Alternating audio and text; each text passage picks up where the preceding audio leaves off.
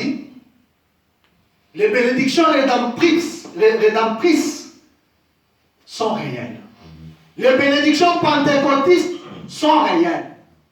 Pourquoi vouloir recevoir une photo de fait pendant qu'il y a le fait réel?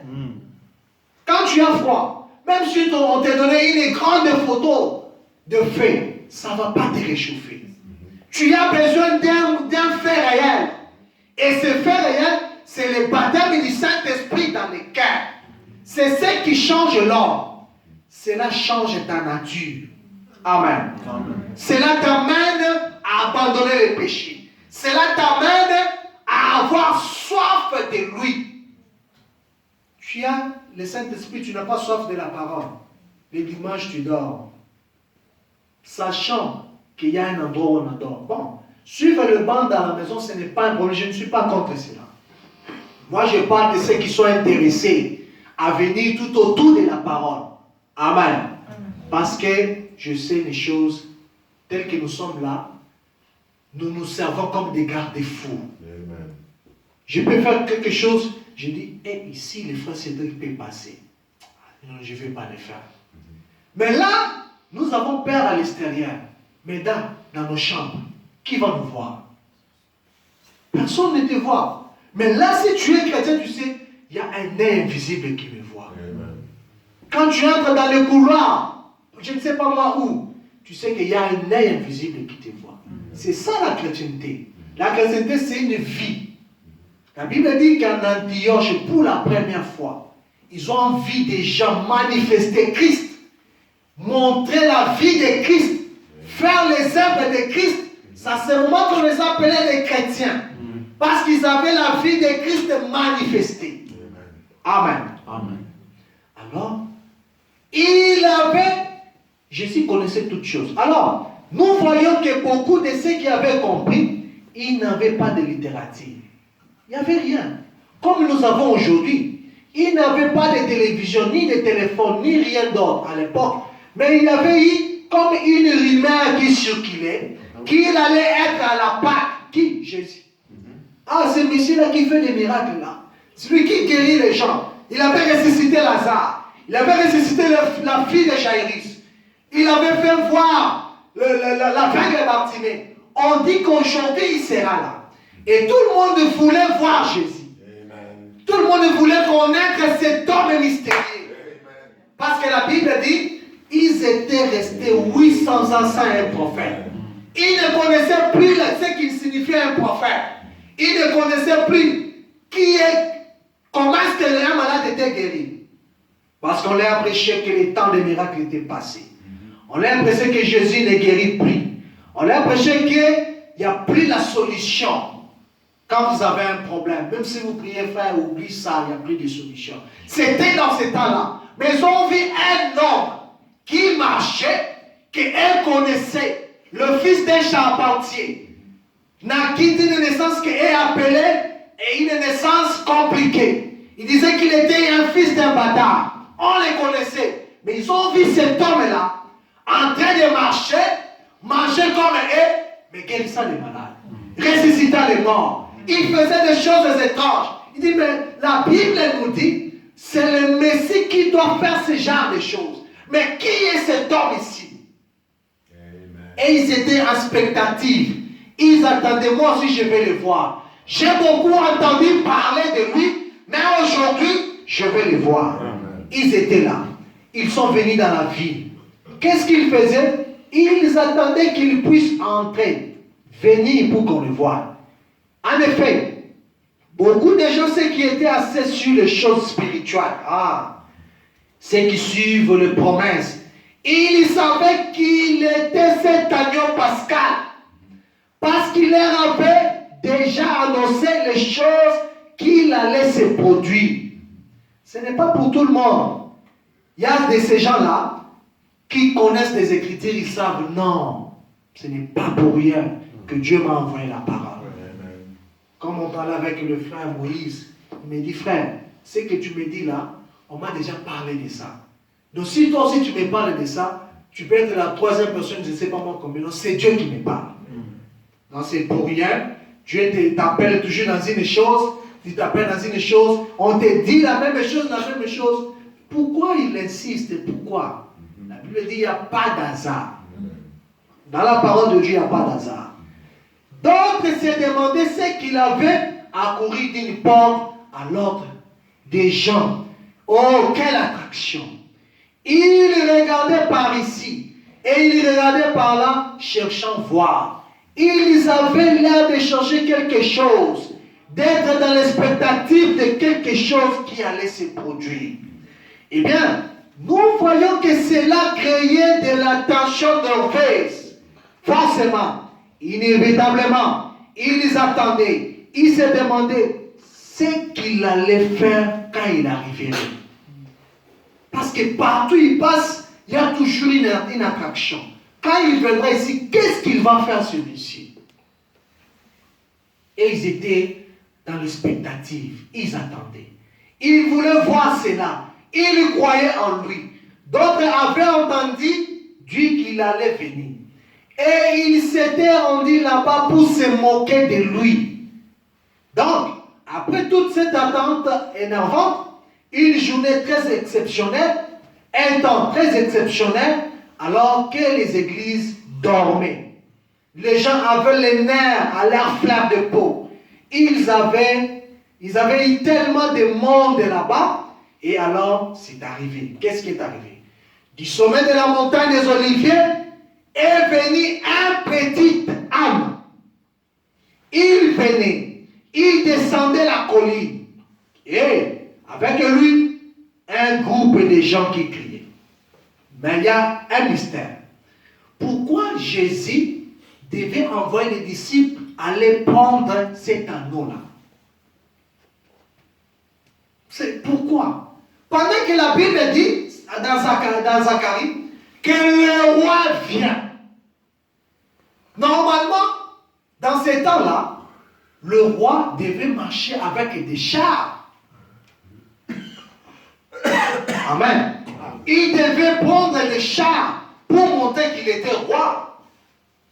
Et l'âne, c'était un moyen de déplacement de pauvres. Ce n'était pas pour des rois. Parce qu'autant là, c'était autant de rois. Il y avait le roi Hérode. Quand il se promenait, il était tourné des chars et il marchait. Mais Jésus, qui s'est rendu simple comme toi, lui qui était le roi des rois, qui avait laissé la gloire, le trône, venir sur la terre, pour faire quoi? Pour te sauver. Pour te donner la guérison. Pour donner la solution à ton problème.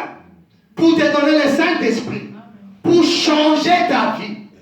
Il s'est rendu si simple qu'un homme ne pouvait pas voir. Que les gens pouvaient dire, ah, c'est un menteur. C'est un magicien. On l'a appelé même le fils le prince des démons. Belzébuth. Il dit qu'il est le prince des démons. Il fait ce miracle-là par des démons. Et lui, connaissant ce qu'il était, il disait, regardez aux Écritures. Voyez, tous ces Écritures-là parlent de moi. Le prophète parle de moi. Je suis celui qui devait venir. Mais les gens ne le voyaient pas. Du sommet des Oliviers à la montagne des Oliviers, un homme venait. Il descendait la montagne. Avec lui, un groupe de gens qui criaient fanatiquement. Nous sommes des fanatiques, frères. Nous aimons le message. Nous croyons la parole aveuglément. Peu importe les explications des gens, moi, je crois que le message est la vérité. Amen. Amen. Je crois que Jésus-Christ est Dieu. Amen. Et il ne change pas. Amen. Il est le même hier, aujourd'hui, éternellement. S'il avait guéri un malade hier, il est capable de le faire aujourd'hui. Il est capable de le faire demain. S'il avait changé la vie d'un pécheur, un brigand, pour devenir un fils de son serviteur, je crois qu'il peut le faire aujourd'hui. S'il avait changé la vie d'une prostituée, que les gens ont dit, lapidez-le parce qu'on l'a attrapé en flagrant délit, il a dit que c'est lui qui n'a jamais fait ça. qu'il attire la première pierre. Il a pris cette femme, il a changé sa vie. Frère Branham me dit, le plus grand miracle, ce n'est pas seulement guérir les malades, c'est de transmettre la vie éternelle. C'est de changer l'homme qui était un péché pour devenir un fils de Dieu. C'est le miracle que nous voulons. Frère me dit, un homme peut être boité aujourd'hui. Vous priez pour lui, ses mains debout, il marche. Les gens vont applaudir. Mais après avoir marché, est-ce qu'il a réussi la chose? Est-ce qu'il a reçu le Saint-Esprit? Frère me dit, demain remarquez, il peut mourir avec la même maladie. Ah, il avait le cancer, il est guéri. 20 ans après, le cancer revient, il meurt.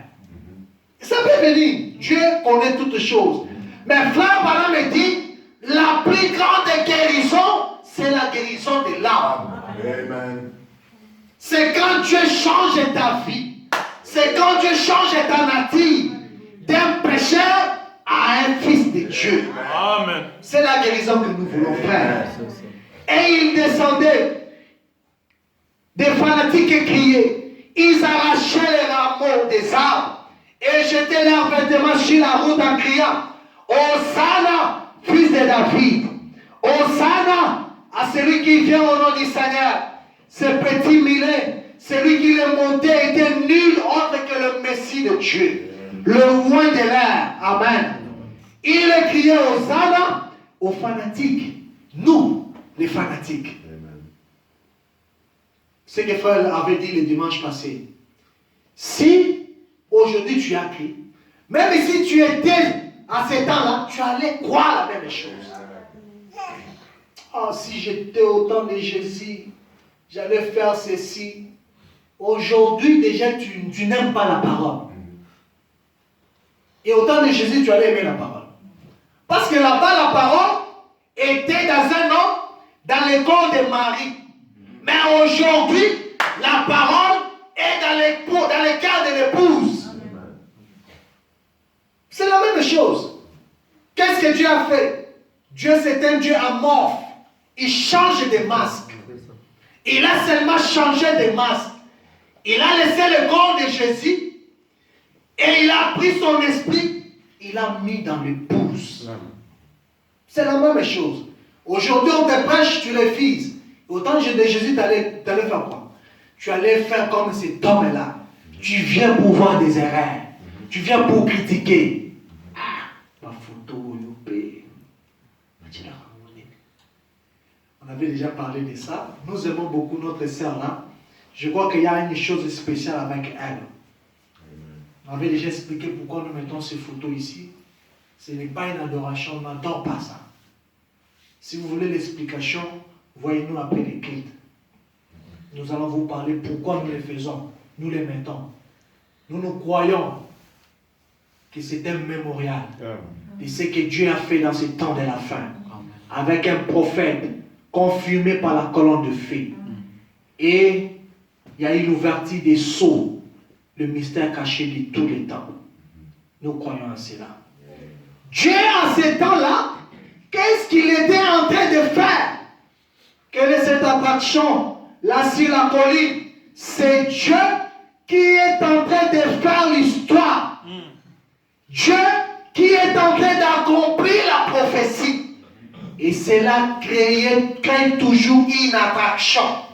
Cela attire tous les critiques, le vautour et les aigles aussi.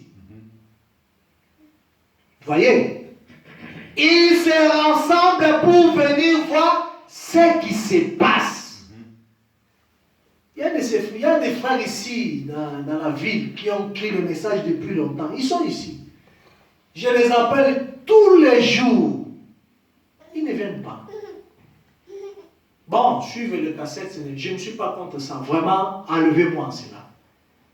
Suivez vos pasteurs sur YouTube, ce n'est pas un problème avec ça. Mais restez en communion avec tes frères. Je crois que c'est la chose la plus importante. Nos frères ici, ils viennent, ils retournent, ils sont là.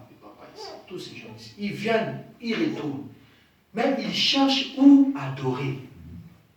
Mais nous qui vivons ici, nous venons en retard.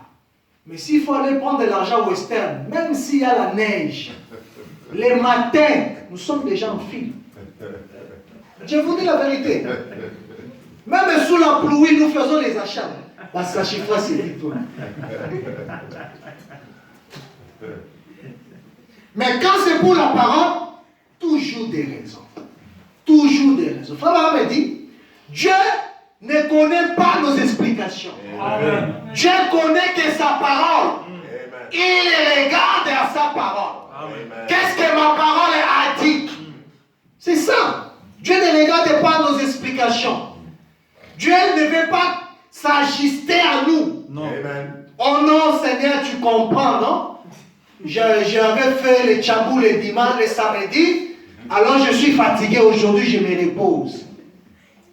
Dieu ne comprend pas. Dieu connaît que sa parole. Peut-être que ce jour-là, c'était le jour de ta visitation. Peut-être que c'était le jour où quelque chose allait se passer dans ta vie. Bon, chacun connaît ce qu'il est. Nous, on fait notre part. Amen. Écoutez ce qu'il dit. Ils se rassemblent pour venir voir ce qui se passe. Certains viennent par curiosité. Certains viennent pour trouver des défauts. D'autres viennent pour critiquer. Des gens de toutes sortes se rassemblent. Comme nous le disions ce matin, des croyants, des soi-disant croyants et des incroyants. Qu'est-ce qu'il y a sur la montagne? La prophétie est en train de s'accomplir. Maintenant, nous allons voir ce qui se produit. Vous dites que c'est toujours sur la montagne. Mais Frère Branham me dit, la montagne c'est quoi? La montagne, c'est une expérience personnelle dans un lieu élevé.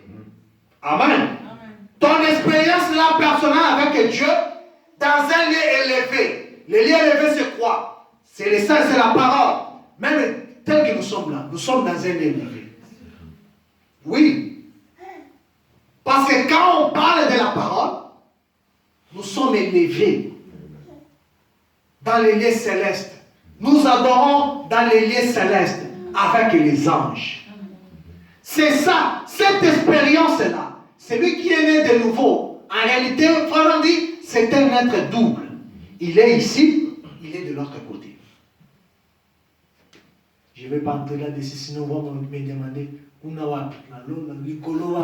dimension, il y a beaucoup d'explications là-dessus. Mais, qu'est-ce qui n'allait pas chez ces scribes? Qu'est-ce qui n'allait pas chez ces sacrificateurs? Qu'est-ce qui n'allait pas chez ces gens religieux? Ceci, là je me suis rencontré avec une dame. Elle dit, elle avait beaucoup de cils comme ça, beaucoup des histoires ici. Mais elle dit, en tout cas, depuis que je suis ici, je ne prie pas. Je vais chercher où aller adorer. J'avais invité une dame, vous étiez là, non? Elle était venue en collant presque. Une jupe courte. Mais elle était venue adorer. Je ne l'ai même pas appelée, c'est elle qui m'a appelé. Elle a dit, parce qu'elle est angolaise, je suis dans la vie, mais je cherche, est-ce que tu ne connais pas une église? Elle est venue adorer. Ah non, ils mettent les gîtes de longue jupe. Moi, je n'ai pas de jupe, je ne viens pas. Je lui ai dit, viens, nous, ce n'est pas un problème. Amen. Elle est venue écouter la parole. Tu n'as pas besoin d'habits pour venir adorer Dieu. C'est le problème, c'est quoi? C'est d'abord avoir quelque chose en toi. La parole, c'est une sémence. Ça peut entrer aujourd'hui comme un petit bouton et ça a grandi, ça a grandi. Jusqu'à ce qu'un jour, toi-même, tu diras, non, ce que je faisais ici, je ne le ferai plus. Je faisais ça, je mets ça à côté. Je mets ça à côté. Même nous, les hommes, il y a de ces habillements-là, je me représente, tu regardes, tu dis, non, mon pantalon ne peut pas descendre comme ça. Tu soulèves ça. Je suis quand même, j'ai grandi quand même. De l'âge d'abord. On ne parle pas encore de la parole. Et quand tu reçois la parole, tu te rends compte qu'il y a des choses que toi, tu ne peux pas faire. Paul en a parlé. Il dit, il y a de ces péchés-là qu'on ne peut pas trouver au milieu des saints. Ça n'existe pas. Des choses, des petites choses, des critiques, des histoires, ça ne peut pas se trouver au milieu des enfants de Dieu. Et ces scribes ici, les païens voyaient, ils sont venus, mais le prêtre, avec des soutanes, avec des doctorats, des diplômes en théologie, ils étaient là. Et les scribes, les prédicateurs, le ministre, des hommes spirituels. C'est compliqué, hein? Qu'est-ce qui n'allait pas chez les sacrificateurs? Qu'est-ce qui n'allait pas chez ces gens religieux? Ceci avait été écrit 427 ans avant que ça arrive par un prophète confirmé. Ça faisait déjà partie des écrits. C'était appelé la Bible, le rouleau de l'Ancien Testament. Pourquoi est-ce qu'elle ne pouvait pas voir que c'était la prophétie qui était en train de s'accomplir? Pour la même raison qu'ils ne peuvent pas le voir aujourd'hui. Ils avaient pris la parole de Dieu et ils en avaient annihilé les effets sur les gens. En enseignant comme doctrine des traditions humaines. Les scribes, les prédicateurs, le ministre, des hommes spirituels, comme on dit, les soi-disant hommes spirituels. Des rois, si seulement ils lisent la Bible, ils ne se demanderaient pas ce qui se passe. Ils sauraient ce qu'il en est. Dieu en train d'accomplir sa parole. Oh, Malachie 4, vous nous prêchez Malachie 4. C'est écrit où? C'est écrit où? C'est écrit dans vos Bibles. Dieu devait envoyer Malachie 4 et Élie dans ces derniers jours pour préparer la seconde venue de Christ. Si je suis ici en train de prêcher, c'est pourquoi?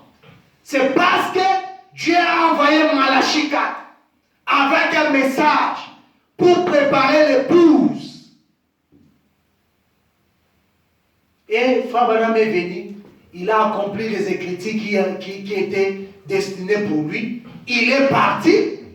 Mais nous sommes là en train de regarder. Non, il y a encore un Élie qui va venir. C'est ça le problème. Les hommes spirituels. L'histoire était en train de se faire. La prophétie était en train de s'accomplir. Le salut du monde est arrivé. Le grand jour que le prophète avait tant attendu.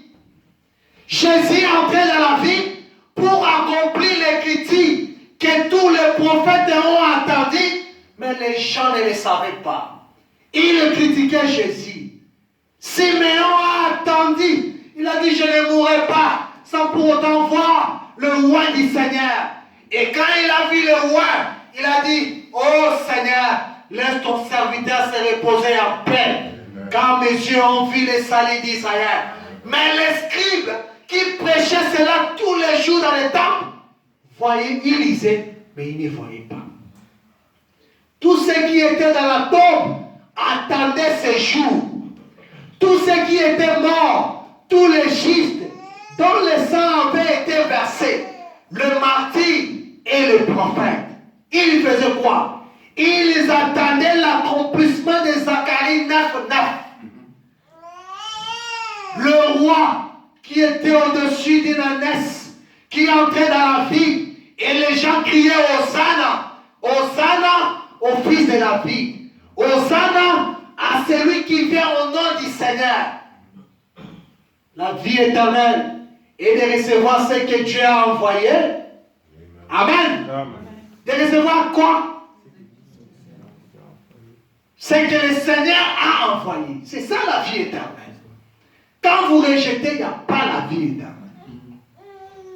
À ce sujet, il venait s'écrier, Jérusalem, ô Jérusalem, toi qui es la pire de tous les prophètes, je t'envoie. Et qui tue le juste, combien de fois ai-je voulu te prendre sous mes ailes? Comme une poule le fait, je le ferai pour s'accouver. Mais tu ne l'as pas voulu. Mais maintenant, ton heure est venue. c'était Jérusalem, mais aujourd'hui je peux dire, oh frère Moïse, ton jour est venu. Oh sœur Sharon, ton jour est venu. Sœur Rebecca, ton jour est venu. Mon frère Grace, mon frère Cédric, la sœur Michaud, ton jour est venu. Nous devons comprendre que Dieu a sa façon d'agir. Dieu ne fait pas des choses à ça. Il n'est pas un Dieu qui t'attend. Paul me dit, si Dieu ne connaît pas l'affaire avant le commencement, alors il n'est pas un Dieu. Vraiment. Ce qui fait de lui un Dieu, c'est parce qu'il est omnipotent. Amen. Il est omniscient. Amen. Il est omniprésent. Amen. Il connaît toutes les choses. C'est ce qui fait de lui Dieu. Amen. Tous ceux qui étaient dans la tombe, Abraham, Isaac, Jacob, tous les prophètes, ils attendaient cette terre. Parce que Jésus ne pouvait pas aller monter directement du haut de la croix, sans pour autant accomplir Zacharie 9. Amen. Il devait accomplir chaque écriture qui parlait de lui. Amen. Amen. Même si c'était une virgule, il devait accomplir ça. Amen. Il dit, tous les prophètes ont parlé de moi. Amen. Votre père Abraham, quand il a vu mon jour, il a tressailli de la joie. On a dit, non, tu es un démon. Toi qui n'as pas encore 50 ans, tu dis que tu as vu notre père Abraham. Il a dit, si vous connaissez Abraham, vous devez me connaître. Amen. Si vous connaissez Moïse, vous devez me connaître. Parce que Moïse a parlé de moi. Votre Dieu vous suscitera un prophète comme moi. Amen. Celui qui ne croira pas ce prophète, son nom sera retranché Amen. du milieu de mon peuple. Toutes les écritures parlaient de lui. C'est pour cela, frère, madame me dit, de Genèse à l'Apocalypse, c'est la parole que de Jésus. Amen. Si vous lisez la Bible et que vous ne voyez pas Jésus dans chaque écriture, réalisez la Bible. Vous allez comprendre qu'il est l'agneau de Dieu. Amen. Amen. Et l'église était aveugle à cela. Qui est celui-ci qui cause tous ces bruits? Qui est ce gars-là? À un moment donné, ils avaient dit, n'est-ce pas le fils des charpentiers d'ici? Nous le connaissons. D'où lui vient cette sagesse? Mais nous voyons bien qu'il était rattaché à nos guides de nos écoles. Nous ne connaissons aucun livre dont il aurait tiré ses instructions. Qui est-ce? Il était la réponse à la prophétie des prophètes. Amen. Amen. Lui, Jésus, il était l'accomplissement de la prophétie d'Ésaïe. Amen. Amen. Voici qui vient monter sur le petit d'Inanès. Quelle attraction! Dieu était en train d'accomplir sa parole. Il était en train d'accomplir ses promesses. Là qui était attendu depuis 4000 ans. Dans la Genèse au chapitre 3, verset 15. Dieu avait fait cette prédiction. La sémence de la femme écrasera la tête du serpent. Mais la tête du serpent lui blessera le talon. Cette prophétie dans la Bible, tout au long, avait été annoncée au sujet de la venue de cet homme. Donc, on parle de Jésus depuis la Genèse. Et là, les gens qui lisaient ce passage de l'Écriture, jour après jour, ils l'ont regardé arriver, monter sur un âne, et ils se sont écriés, qui est celui-ci? Ils le lisaient, mais quand cela est accompli, ils se demandent, qui est celui-ci? Voyez, Dieu accomplissait sa parole pour ces gens qui auraient dû savoir ce qu'il en était. Mais ils ne le savaient pas. Quand Dieu accomplit sa parole, cela crée toujours une attraction. Toujours, cela crée une attraction. Car c'est quelque chose d'inhabituel. C'est si inhabituel pour la tendance moderne du jour quand il accomplit sa parole, parce que la tendance moderne du jour n'y croit pas.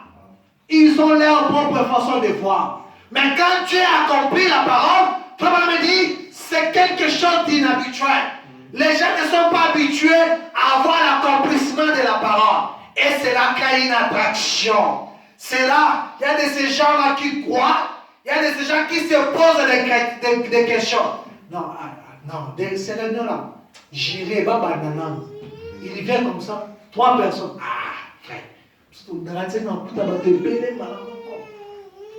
2 personnes. Donc je gaspille mon argent pour aller dans une réunion, il y a 2 personnes. Non, je n'ai pas rempli. Il reste à la maison. Tu l'envoies le message, je regarde, il ne répond même pas.